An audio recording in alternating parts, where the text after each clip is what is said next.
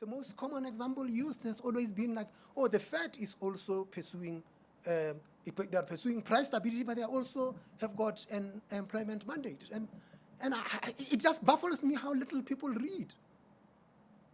If you go and read the Fed's Act, it actually says that they must pursue low inflation, maximum employment, and guess what? Low long-term interest rates. You can never have low long-term interest rates if you have high inflation. To have low long-term interest rates, inflation has got to be lower. And that is the essence of it. But get something clear. If you listen to the Fed and you look at what they are saying, they are talking of 2% being their price stability objective. Did they put a number for employment? No, they don't put a number for employment.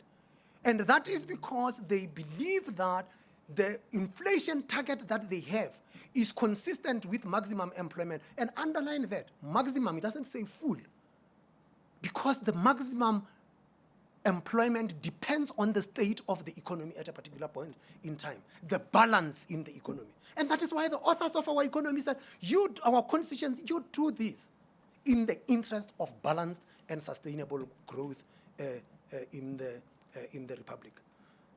And yes, and of course, another example recently mentioned had been New Zealand, because they too, at 3 years ago, they included employment as part of their thing.